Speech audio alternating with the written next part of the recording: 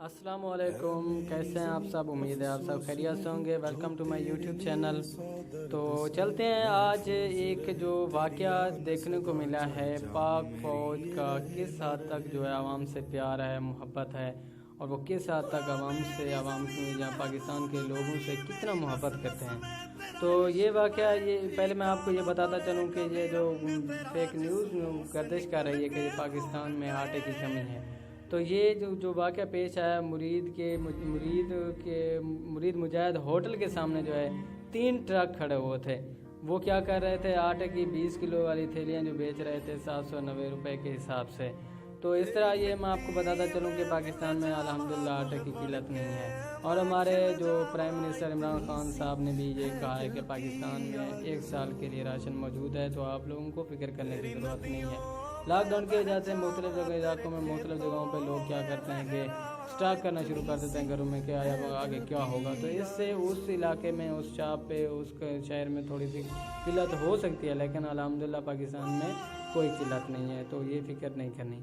तो चलते हैं, जो तस्वीर आपको नज़र आ रही है, तो ये तस्वीर को मैं आपको बताता चलूँ कि बैकग्राउंड क्या है।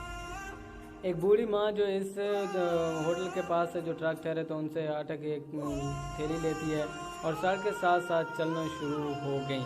मगर थोड़े ही फासले पर पहुंचने के बाद जब माँ की जो उम्र थी वो बहुत ज़्यादा थी, आपको तस्वीर में नज़र आ रही है, तो क्या होता है कि वो जो बूढ़ी माँ है वो उस आटे के जो थैला होता है इसके वज़न को नहीं उठा पाती और रोड के साइड पे बैठ जाती है।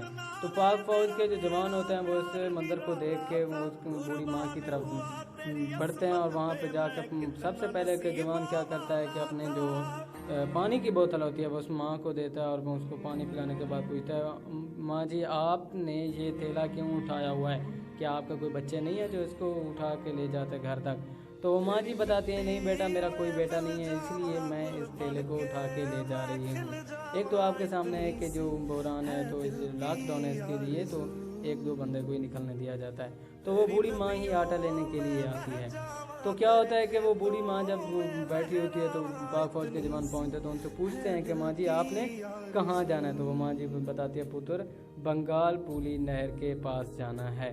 तो उन जवान क्या करते हैं कि उसके आटे का थैला जो होता है उसको अपनी गाड़ी में डालते हैं और उस बूढ़ी माँ को गाड़ी में बिठा के उसके घर तक छोड़ने के लिए जाते हैं। तो ये है पाक फ़ौज का जज्बा, ये है पाक फ़ौज की आवाम से मोहब्बत, ये है पाक फ़ौज की पाकिस्तानियों से मोहब्बत। हर मैदान में, हर फील्ड में, चाहे सैलाब हों, चाहे ज़लज़ले हों, चाहे कोई बहरान हो, चाहे कुछ भी हो, पाक फ़ौज सबसे आगे होती है। आपने देखा है कि पाक फ़ौज ने अपनी तनख्वाह में से कितनी कटौती की है, कितनी अपनी तनख्वाह दी है। उनका अपना भी घर है, उनके अपने भी बच्चे हैं, उनका भी ख्याल रखना है, लॉकडाउन उनके लिए भी है, लेकिन फिर भी पाकिस्तान की आवाम उनके लिए सबसे आगे है।